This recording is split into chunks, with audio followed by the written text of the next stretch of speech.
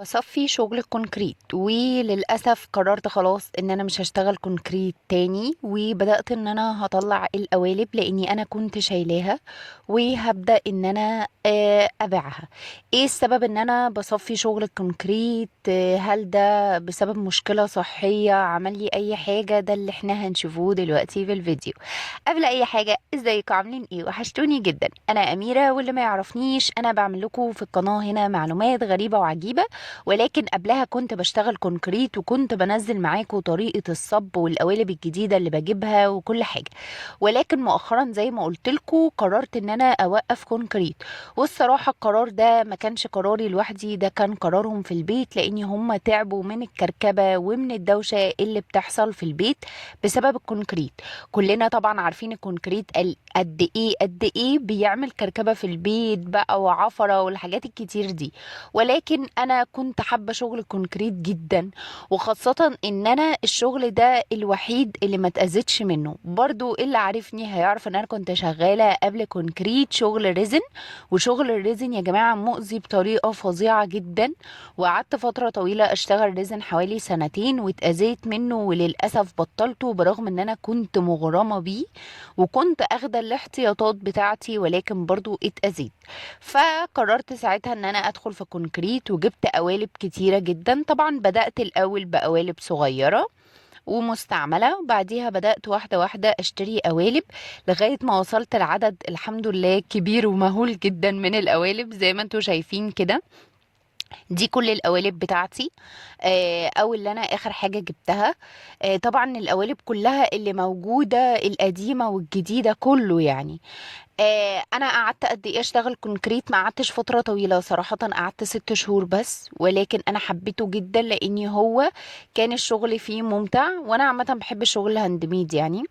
وكان الشغل فيه بجد ممتع، وكان ما شاء الله الرزق فيه واسع جدا بجد يا جماعة. كل اللي بيفكر يشتغل كونكريت يعني توكلوا على الله.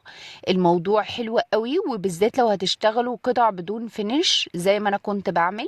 بجد عليها طلب كتيرة جدا جدا. ويعني انا كنت بشتغل والحمد لله بفضل الله كان اللي بيتعامل معايا ما بيسيبنيش، وكنت بشتغل وبكسب يعني الحمد لله بأرقام عالية.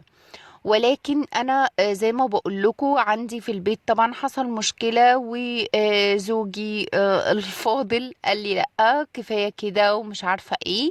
فقررت طبعا ان انا اوقف الكونكريت، وقررت ان انا هبيع القوالب لاني انا كنت شايلاها بقالي حوالي شهرين او 3، وحاليا انا كنت محتاجة فلوس يعني لحاجة معينة.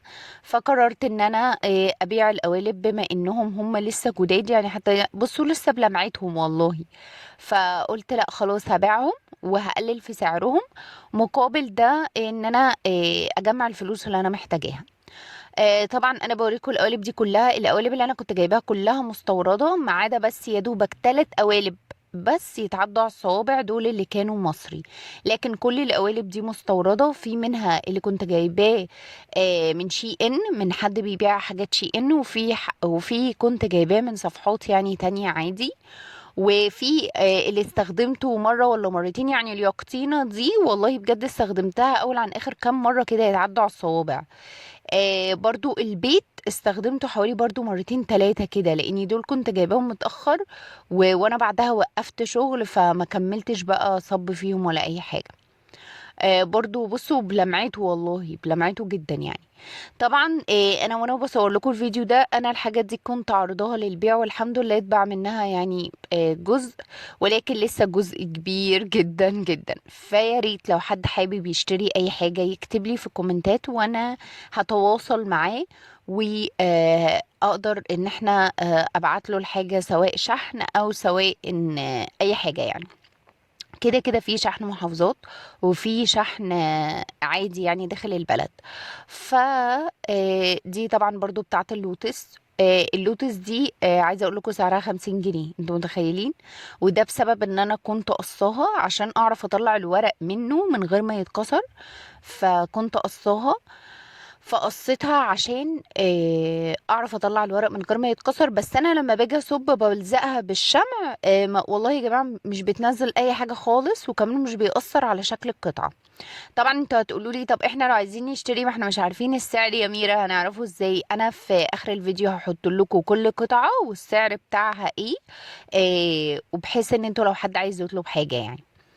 فدي كل القطع بتاعتي زي ما وريتها لكم. طبعا قالب الحروف الكبير ده انا ما استخدمتوش اصلا، لاني انا ما لحقتش، يا دوبك جبته وشلته كده بركنيته كده بكيسته حتى. وبرده الرينبو نفس الحوار. الريمبو والنجمة والفانوس دول مصري، ولكن خامة تقيلة جدا ومحترمة قوي، يعني انا ما كنتش بجيب من اي حد مصري. بصوا بقى، يلا بينا ننزل الاسعار. هحط لكم كل صورة دي الحاجات اللي فاضلة والاسعار بتاعتها، والاسعار بتاعتها بجد والله قليلة جدا. انا مقللة حوالي 50 و100 جنيه في الحاجات، برغم ان انا الحاجات ما استخدمتهاش، ولكن قلت عشان هي عندي. اتمنى الحاجة تعجبكم، واي حاجة زي ما بقول لكم اكتبوا لي في الكومنتات، واشوفكم في فيديو تاني ان شاء الله. ويا ريت تدعوا لي دعوة حلوة من قلبكم، وتدعوا لي القوالب تتباع عشان اقدر اجمع الفلوس اللي انا محتاجاها. وهستناكم على خير بإذن الله، ويا ريت تعملوا لايك وشير لو اي حاجة عجبتكم في الفيديو. واشوفكم على خير المرة الجاية ان شاء الله. توحشوني كتير، لغاية المرة الجاية، باي باي.